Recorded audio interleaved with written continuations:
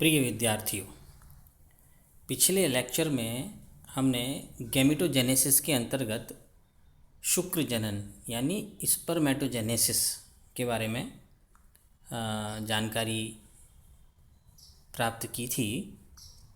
Spermatogenesis क्या होती है, क्या प्रोसेस होता है, ये प्रक्रिया कहाँ संपन्न होती है और इसमें कौन कौन से अंग भाग लेते हैं, सेमिनिफेरस ट्यूब्यूल्स क्या होते हैं, सर्टोली सेल्स क्या होती हैं, स्पर्मेटो गोनिया किसे कहते हैं और प्राइमरी स्पर्मेटोसाइट्स, सेकेंडरी स्पर्मेटोसाइट्स आदि आदि ऐसी ये सब चीज़ें क्या होती हैं, इस सब के बारे में हमने पिछले लेक्चर में बातचीत की थी।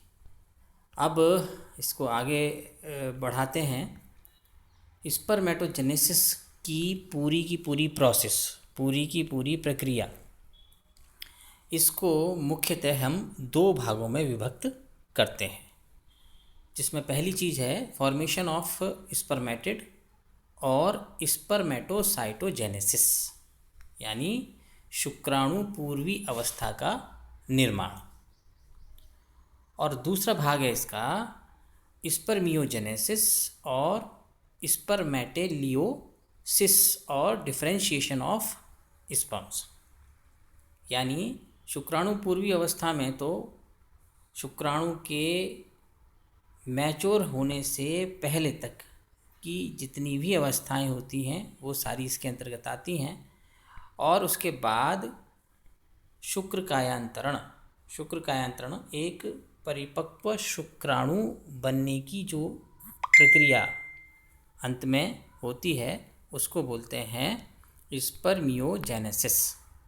तो ऐसे करके ये दो भाग में हम इसको विभक्त कर सकते हैं। अब सबसे पहले जानते हैं कि शुक्राणु पूर्वी अवस्था का निर्माण, इसके अंतर्गत क्या क्या गतिविधियाँ स्पर्मेटोजेनेसिस के अंतर्गत होती हैं। फॉर्मेशन ऑफ स्पर्मेटिड और स्पर्मेटोसाइटोजेनेसिस।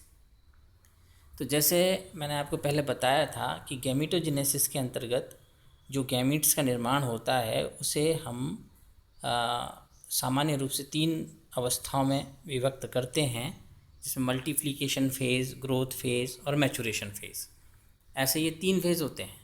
तो स्पर्मेटोजेनेसिस के अंतर्गत भी सबसे पहले मल्टीप्लिकेशन फेज़, गुणन प्रावस्था, इसमें क्या क्या परिवर्तन होते हैं इसे समझते हैं।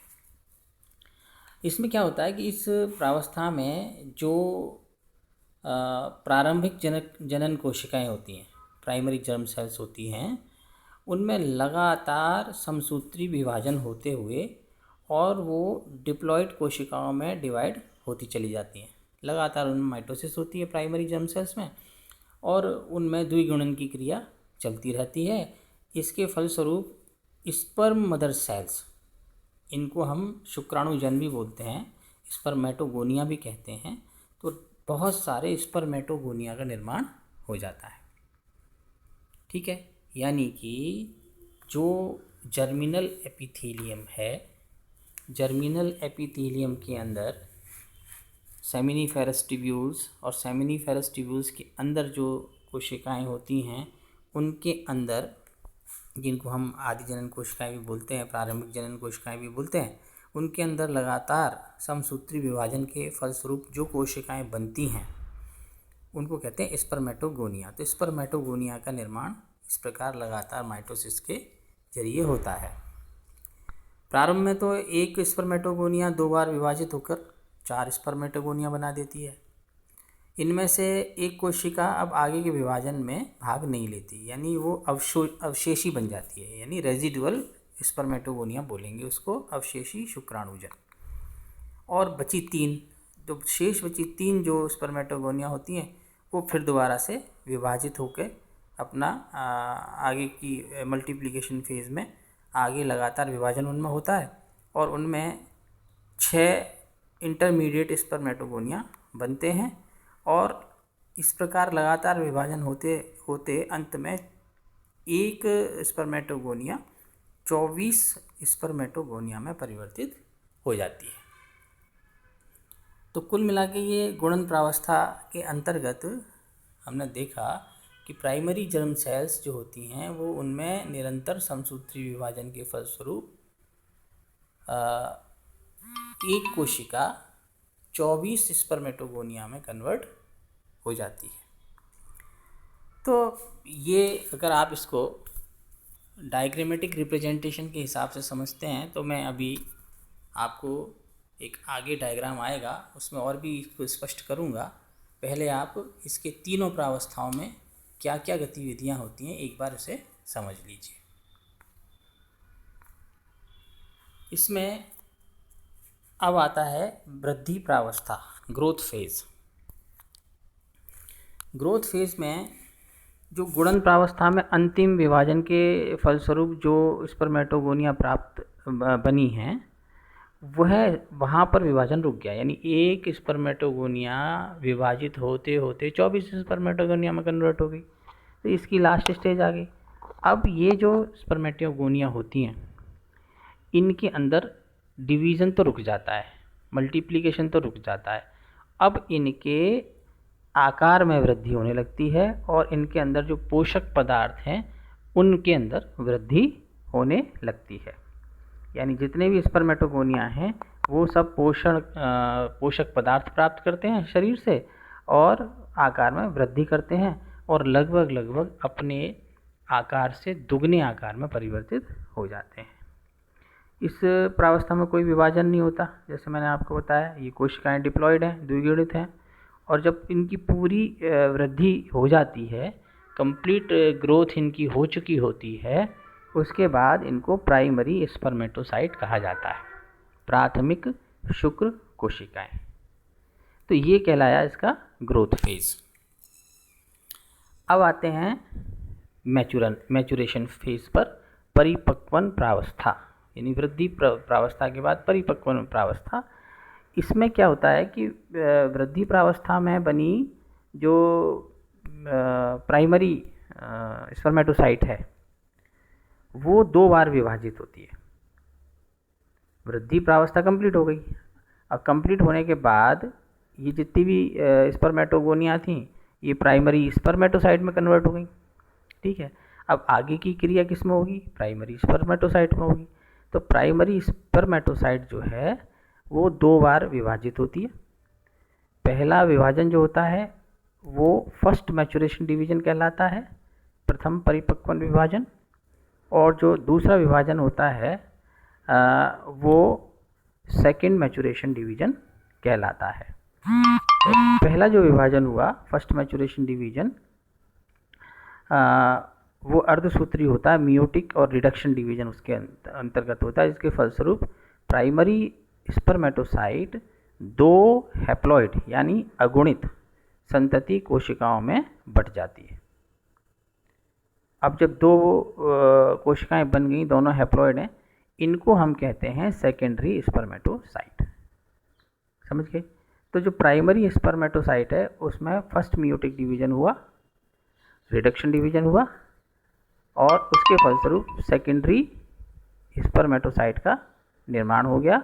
अब जो ये सेकेंडरी स्पर्मेटोसाइट है ये हैप्लॉइड कोशिका होती है।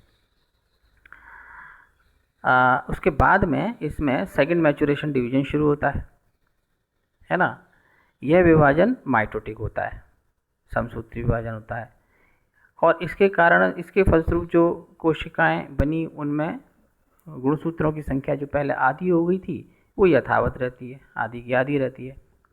और द्वितीय परिपक्वन विभाजन के बाद बनी जो कोशिकाएं होती हैं उनको कहते हैं पूर्व शुक्राणु अथवा शुक्राणु पूर्वी कोशिकाएं यानी स्पर्मेटिड्स। तो इस प्रकार एक diploid primary spermatocyte 4 haploid spermatids के अंदर परिवर्तित हो जाते हैं। यानी एक प्राइमरी स्पर्मेटोसाइट जो कि डिप्लॉयड है वो 4 हैप्लॉइड स्पर्मेटिड्स में बदल जाते हैं। 4 हैप्लॉइड स्पर्मेटिड्स उसके फलस्वरूप बन जाते हैं। ये इसका मैचुरेशन फेज कहलाता है। अब इसको आप डायग्राम के हिसाब से समझ सकते हैं कि स्पर्मेटोगोनिया से ग्रोथ फेज में क्या बन गया, प्राइमरी स्पर्मेटोसाइट, जैसे आप देख रहे हैं सामने चित्र में। अब जो प्राइमरी स्पर्मेटोसाइट है, उस प्राइमरी स्पर्मेटोसाइट में डिवीज़न होता है, फर्स्ट मियोटिक डिवीज़न होता है, फर्स्ट मैचुरेशन डिवीज़न होता है, जो कि मियोसिस होती है। तो वो उस मियोसिस के फलस्वरूप एक कोशिका दो कोशिका में विभक्त होती है सबसे पहले, और ये जो दोनों कोशिकाओं में फिर दोबारा से विभाजन होता है। पहला विभाजन होता है मियोसिस फर्स्ट, दूसरा विभाजन होता है मियोसिस सेकंड फेज में जो विभाजन होता है उसको आप माइटोसिस भी कह सकते हैं, क्योंकि उनमें गुणसूत्रों की संख्या समान रहती है। तो पहला जो डिवीज़न है वो मियोसिस है, जिसके फलस्वरूप दो कोशिकाएं बनी, और वो जो दो कोशिकाएं बनी उनमें फिर दोबारा से विभाजन हुआ, और उसके फलस्वरूप जब दो कोशिकाएं बनी तो वो कहलाती हैं स्पर्मेटिड्स। तो कुल मिलाकर एक स्पर्मेटोगोनिया से 4 स्पर्मेटिड्स हमें प्राप्त होते हैं शुक्राणु पूर्वी अवस्था, और यही स्पर्मेटिड्स जो होते हैं ये बाद में एक मैच्योर स्पर्म के रूप में परिवर्तित हो जाते हैं, जिसको कहते हैं शुक्र कायांतरण। तो अब आगे बढ़ते हैं, यहाँ तक की चीज़ तो आपको समझ में आ गई होगी। आगे चलते हैं तो अगला इसका प्रोसेस है स्पर्मियोजेनेसिस और स्पर्मेटेलियोसिस, या फिर इसको डिफ्रेंशिएशन ऑफ स्पर्म्स या शुक्र कायांतरण भी कहते हैं। अब इसका प्रोसीजर भी थोड़ा सा लेंदी प्रोसीजर है, कई प्रकार की संरचनाओं का इसके अंदर निर्माण होता है। तो इसको संक्षेप में थोड़ा सा समझिए। ये जो स्पर्मेटिड्स बन गए, ये स्पर्मेटिड्स हैप्लॉइड सेल्स हैं। ये स्फेरिकल होती हैं, गोल होती हैं, नॉन मोटाइल होती हैं। नॉन मोटाइल का मतलब एक स्थान से दूसरे स्थान पर स्वतः गति नहीं कर सकती, जा नहीं सकती, और हैप्लॉइड होती हैं, बता दिया मैंने आपको। लेकिन जब आप इसकी तुलना शुक्राणु की संरचना से करेंगे तो शुक्राणु की संरचना सर्वथा भिन्न होती है। शुक्राणु को यदि आप देखें तो शुक्राणु में एक उसके भी शरीर को, उसकी बॉडी को आप 3 भागों में विभक्त कर सकते हैं। सबसे ऊपर उसमें हेड पाया जाता है, उसके हेड के नीचे एक छोटा सा हिस्सा होता है, उसको नेक बोलते हैं, गर्दन वाला हिस्सा, और उसके नीचे पाई जाती है एक टेल, पुच्छ वाला भाग। तो हेड, नेक और टेल, इस तरीके की जो संरचना वाला इस तरह की जो संरचना की कोशिका जो है वो स्पर्म है। जबकि उसकी तुलना आप करोगे स्पर्मेटिड से, तो स्पर्मेटिड तो सामान्य गोल कोशिका दिखाई देगी, स्पेरिकल कोशिका दिखाई देगी। तो इस conversion of this simple and non-functional unit to the typical and functional unit is called as spermiogenesis। यानी शुक्र कायांतरण का मतलब है कि ऐसी कोशिका जो कि स्थिर है, चल नहीं सकती, हैप्लॉइड है, स्ट्रक्चरली वो डिफरेंट है, उसको जब कन्वर्ट होती है एक स्पर्म के अंदर, तो उसमें बहुत सारी प्रक्रियाएं उसके अंतर्गत संपन्न होती हैं, जिसमें कहीं उसके सिर का निर्माण होगा, हेड का निर्माण होगा, नेक के अंदर की संरचनाएं बनेंगी, फिर टेल बनेगी। तो ये सारी संरचनाओं का जो फॉर्मेशन होता है इसको हम शुक्र कायांतरण कहते हैं, स्पर्मियोजेनेसिस कहते हैं। तो ये जो इसका स्पर्मेटोजेनेसिस का दूसरा हिस्सा है। इसमें स्पर्मियोजेनेसिस में प्रमुख रूप से इसको भी हम 3 भागों में विभक्त कर सकते हैं। एक तो है फॉर्मेशन ऑफ हेड, दूसरा है फॉर्मेशन ऑफ मिडिल पीस, और तीसरा है फॉर्मेशन ऑफ टेल। यानी शीर्ष भाग का निर्माण, मध्य भाग का निर्माण और पुच्छ भाग का निर्माण। इन तीनों का निर्माण किस तरह से होता है, किस प्रकार से ये निर्माण इनका होता है, किस प्रकार से हिस्से बनते हैं, कौन कौन सी गतिविधियां इसके अंतर्गत होती हैं, और अंत में एक मैच्योर स्पर्म किस प्रकार से बनता है, ये सारा का सारा प्रोसेस इस स्पर्मियोजेनेसिस के अंतर्गत इन 3 हिस्सों में अपन विभक्त करके इसको अध्ययन करते हैं। तो मैं समझता हूँ आज के लिए इतना पर्याप्त है। अब ये तीनों भाग का निर्माण किस तरह से होता है ये अपने अगले लेक्चर में इसके बारे में बातचीत करेंगे।